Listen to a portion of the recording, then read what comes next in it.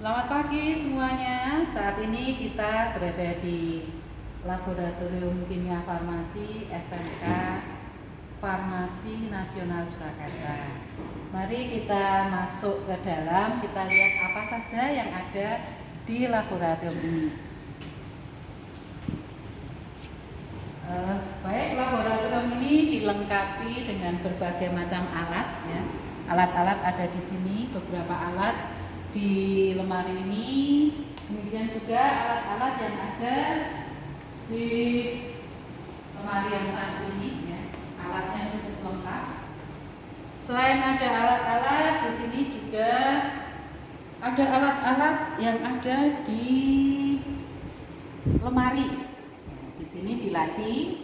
Di sini setiap siswa itu sudah mempunyai satu alat tersendiri. Alatnya ada di sini. Terus di sini juga ada daftarnya. Di sini ada nomornya sesuai dengan nomor absen siswa. Di mana saat siswa praktek itu, apabila prakteknya dilakukan secara individu, anak-anak tidak perlu saling meminjam alat ya. Mereka mempunyai alat sendiri-sendiri. Sebagian alat juga ada di sini yang nanti sering dipakai, sudah ditampilkan di depan ini. Selain ada alat-alat, ada juga timbangan yang biasa dipakai untuk membuat larutan yang mempunyai ketelitian yang tinggi. Timbangannya ada di sana. Itu namanya timbangan analitik. Selain ada timbangan, di sini juga disediakan macam-macam bahan yang biasa dipakai untuk praktek. Ya, ini bahan-bahan biasanya dipakai untuk praktek kimia farmasi. Ini yang berbentuk serbuk, terus yang berbentuk cair. Yang berbentuk cair sebagian besar diletakkan di area di sini, hingga dipisahkan antara yang berbentuk cair dan berbentuk serbuk. Ya, sebagian disimpan di sini. Nah, ini untuk penyimpanan alat. Selain untuk penyimpanan alat, ini adalah lemari asam. Lemari asam itu biasanya digunakan untuk menyimpan bahan-bahan yang bersifat asam. Selain untuk menyimpan bahan-bahan yang bersifat asam, biasanya lemari asam ini dipakai untuk mereaksikan zat-zat yang menghasilkan hasilnya itu berbahaya ya, sehingga kita mereaksikannya di lemari asam ini. Demikian mungkin pengenalan secara singkat lab yang ada di Laboratorium Kimia Farmasi. Terus selanjutnya kita lanjutkan untuk pengenalan alat ya. Di sini ada beberapa alat yang mungkin perlu diketahui sebelum anak-anak melakukan percobaan. Tadi sebagian sudah dikenalkan. Di dalam Laboratorium Kimia Farmasi itu ada beberapa timbangan yang bisa kita pakai ya. Untuk penimbangan dengan ketelitian yang tidak begitu tinggi, kita menggunakan timbangan yang biasa ini. Ini namanya timbangan gram ya. Timbangan ini biasa dipakai untuk menimbang untuk bahan obat yang beratnya di atas 1 gram. Nah, apabila kita inginkan bahan obat yang beratnya lebih kecil daripada 1 gram, kita bisa menggunakan yang namanya timbangan digital ya. Ini timbangan digital. Ini mempunyai kepekaan atau akurasi yang sangat tinggi. Selain ada timbangan digital, kita juga akan menggunakan timbangan analitik. Timbangan analitik kita siapkan di sini. Mengapa timbangan analitik ini tidak bisa atau tidak boleh dipindah-pindah ke tempat lain? Karena ini sudah kita sesuaikan untuk posisinya, sehingga tidak bisa dipindah di tempat lain karena tempatnya sudah kita sesuaikan ya, sehingga timbangan ini tetap berada di sini.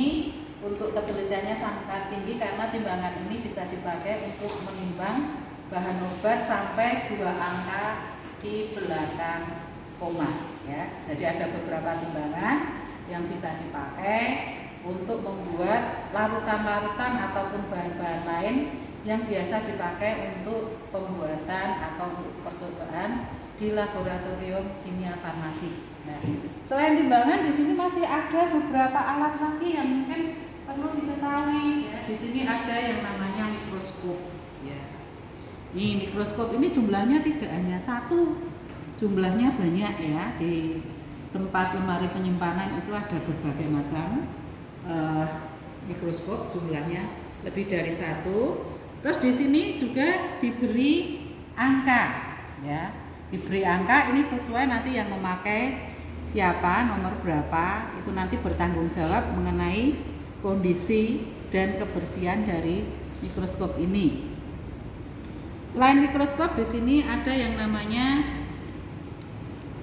tabung reaksi. Ya, kita siapkan ada tabung reaksi besar, ada tabung reaksi yang kecil.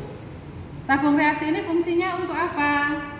Tabung reaksi ini fungsinya untuk mereaksikan bahan-bahan kimia. Kapan menggunakan yang besar, kapan menggunakan yang kecil itu tergantung nanti bahan yang kita reaksikan. Kalau jumlahnya banyak kita menggunakan tabung besar, yang jumlahnya sedikit kita menggunakan tabung yang kecil. Terus tabung ini bisa diletakkan di rak. Ini namanya rak tabung reaksi. Ada yang besar, ada yang kecil. Tabung reaksi ini kalau sudah dipakai untuk mereaksikan, posisinya diletakkan seperti ini. Ya, ini dibuka. Tetapi apabila nanti tabung reaksinya bersih, tidak dipakai, ini meletakkannya dibalik seperti ini. Meletakkannya dibalik seperti ini. Ini tabung dan rak tabung reaksi. Selain itu ada ini kaki 3 dan asbes. Fungsinya untuk apa? Di sini biasanya dipakai untuk pembakaran, misalnya ya kita ingin memanaskan larutan ya. Memanaskan larutan otomatis kita akan menggunakan yang namanya ini adalah pembakar spiritus. Ini alat sumber panas ya. Biasanya kita letakkan di bawahnya. Terus larutan yang kita ingin panaskan itu bisa menggunakan beker glass atau mungkin kita bisa menggunakan juga yang namanya Erlenmeyer. Seperti ini. Ini fungsi daripada kaki 3 dan asbes. Terus untuk ini tadi sudah dikatakan namanya adalah pembakar spiritus. Fungsinya sebagai sumber panas ya. Fungsinya sebagai sumber panas. Untuk pembakar spiritus ya, apabila ingin dipakai itu diisi dengan spiritus. Yang perlu diketahui cara memasukkannya seperti apa. Ya, di sini apabila kita ingin memasukkan pembakar spiritus, kita beri alas serbet di bawahnya, pembakarnya kita letakkan di atas. Ini seperti ini, terus kita buka sumbunya. Setelah itu spiritusnya kita masukkan. Spiritusnya kita masukkan ke dalam pembakar ini sampai pada bagian yang menggelembung. Nah, seperti ini. Diusahakan sampai pada bagian menggelembung. Apabila ternyata spiritus yang dimasukkan terlalu sedikit, di sini biasanya ruang kosong ini isinya adalah udara ya. Kalau ruang kosong ini isinya adalah udara, itu nanti akan berisiko di saat kita lakukan pembakaran ternyata ini lepas atau tumpah, di situ nanti akan terjadi kebakaran ya. Terus yang perlu diketahui lagi, setelah spiritus ini diisi, jangan lupa bagian luar dari pembakar ini dilap dengan lap ya. Kemungkinan ada yang jatuh, tumpah, menempel di bagian luar, itu kalau kena api nanti langsung akan terbakar, sehingga dilap dulu baru dipakai untuk pembakaran seperti ini. ya. Ini yang namanya pembakar spiritus. Terus berikutnya ada cawan. Ya, ini cawan penguap. Fungsinya untuk apa? Cawan ini biasanya fungsinya untuk menguapkan larutan, ya, untuk menguapkan larutan menjadi berbentuk serbuk atau berbentuk kristal. Terus berikutnya ini adalah Drapel plat. Drapel plat ini alat atau tempat untuk mereaksikan zat-zat kimia dalam jumlah yang kecil atau mungkin dalam jumlah tetesan. Berikutnya ada corong. Di sini ada corong kaca, ada corong plastik. Corong ini fungsinya bisa juga untuk menyaring, bisa untuk memasukkan larutan ke dalam botol atau wadah yang mulutnya kecil. Terus ada Erlenmeyer. Ya, ini yang namanya Erlenmeyer. Erlenmeyer ini ukurannya ada yang besar, ada yang kecil, ya. Terus di dalam Erlenmeyer ini ada skala. Ya, walaupun ada skala, di sini ada skala, tetapi untuk pengukuran itu tidak dianjurkan menggunakan Erlenmeyer. Karena apa? Di sini kalau untuk pengukuran itu akurasinya kurang baik. Ketepatannya kurang baik, ya, sehingga tidak dianjurkan untuk mengukur. Biasanya Erlenmeyer ini fungsinya untuk mereaksikan zat kimia ataupun untuk melakukan titrasi, ya. Besok saatnya anak-anak kelas 12 itu diajari titrasi. Kita akan menggunakan Erlenmeyer ini. Selain Erlenmeyer ada di sini yang namanya Becker glass. Ini juga sama, walaupun ini ada skalanya, tetapi tidak dianjurkan untuk mengukur larutan karena ini ketepatannya kurang, ya. Kalaupun bisa hanya digunakan untuk mengukur larutan secara kasar, ya. Biasanya di sini wadah ini bisa digunakan untuk wadah larutan, untuk mereaksikan, untuk melarutkan atau untuk memanaskan. Itu kita menggunakan Erlenmeyer. Terus di sini ada penjepit. Ini penjepit ini fungsinya untuk menjepit tabung reaksi bisa. Ya, jepit tabung reaksi saat kita akan memanaskan, ya. Misalnya kita akan memanaskan dengan sumber panas dengan api ini, kita bisa menggunakan penjepit ini, ya. Bisa menggunakan penjepit ini. Ataupun kita ingin menjepit cawan penguap, bisa kita jepit seperti ini. Kita jepit seperti ini. Mungkin kita ingin menguapkan larutan dalam jumlah sedikit, bisa dengan menggunakan penjepit ini. Selain penjepit, di sini ada batang pengaduk. Batang pengaduk ini fungsinya untuk mengaduk, ya. Apabila kita melarutkan atau mencampurkan zat-zat kimia, kita bisa menggunakan batang pengaduk ini. Selain batang pengaduk, di sini ada spatel. Spatel ini terbuat dari logam. Spatel ini bisa dipakai sebagai sendok, ya, sebagai sendok. Tetapi dengan catatan bahan yang kita ambil dengan sendok ini tidak bereaksi dengan logamnya. Nah, apabila kita ingin mengambil zat-zat yang bereaksi dengan logam, kita tidak dianjurkan menggunakan spatel yang ini, tetapi kita bisa menggunakan sendok tanduk, ya. Ini tidak akan bereaksi dengan zat-zat seperti zat-zat yang bereaksi dengan logam. Terus ada termometer, ini untuk mengukur panas, ya. Terus di sini ada yang namanya pembersih tabung. Fungsinya untuk apa pembersih tabung ini? Fungsinya untuk membersihkan saat kita akan mencuci tabung, ya. Apabila kita ingin mencuci tabung, biasanya tabung ini kita kasih dengan sabun cair, terus pembersihnya kita masukkan dan kita gosok-gosokkan. Selain untuk pembersih tabung, bisa juga untuk membersihkan alat-alat kimia yang lain, misalnya Becker glass juga bisa, Erlenmeyer juga bisa. Berikutnya di sini ada yang namanya pipet volume. Pipet volume ini adalah alat ukur, ya. alat ukur yang akurat. Ya, di sini tertera 10 mili, ya. Karena tertera 10 mili berarti pipet volume ini hanya bisa digunakan untuk mengambil larutan yang volumenya 10 mili.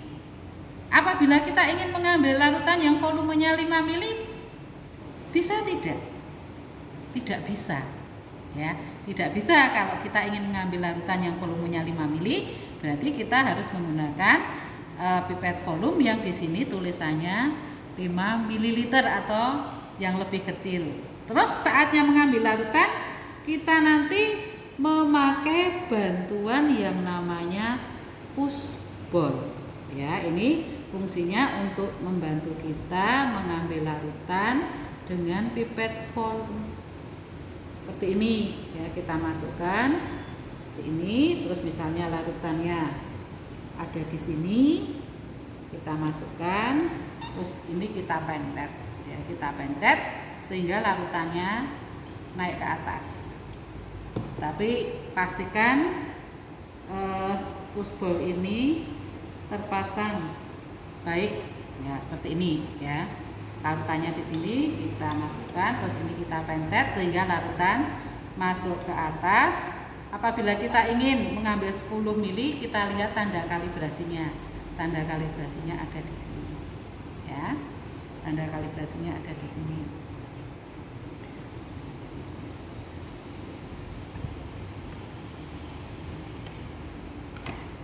Ya, tadi timbangan digital sudah, mikroskop juga sudah, ya.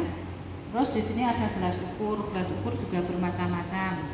Ini adalah alat ukur, ya, alat ukur karena di sini skalanya banyak. Ya.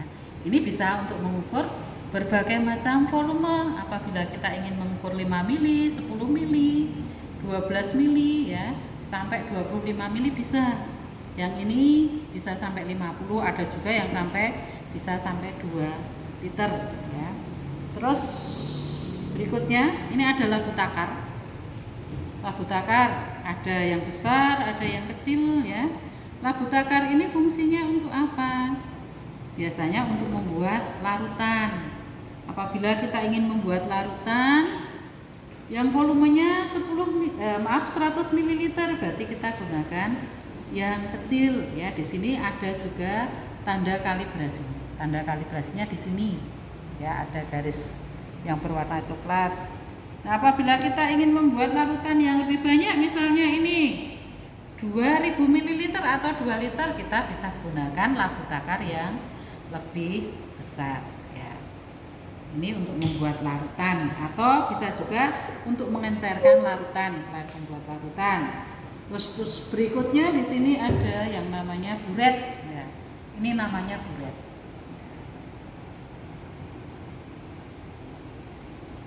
Buret, ya. Kalau tidak terpakai posisinya tadi seperti ini. Kalau terpakai posisinya dibalik, ya. Di dalam buret ini juga ada skalanya. Ini juga untuk mengukur berapa volume yang dipakai untuk bereaksi atau untuk biasanya dipakai untuk titrasi, ya. Kita bisa mengukur berapa volume yang dipakai. Terus tempat untuk meletakkan buret itu namanya statip, ya. Jadi yang berdiri di atas ini namanya statip. Terus yang digunakan untuk yang ini yang berwarna hijau ini namanya klep. Klep ini untuk menjepit buret baik posisi tidak dipakai maupun posisi yang akan dipakai, ya. Mungkin itu beberapa alat yang perlu diketahui serta manfaatnya untuk praktek di laboratorium kimia farmasi. Atas perhatiannya kami ucapkan terima kasih dan selamat pagi.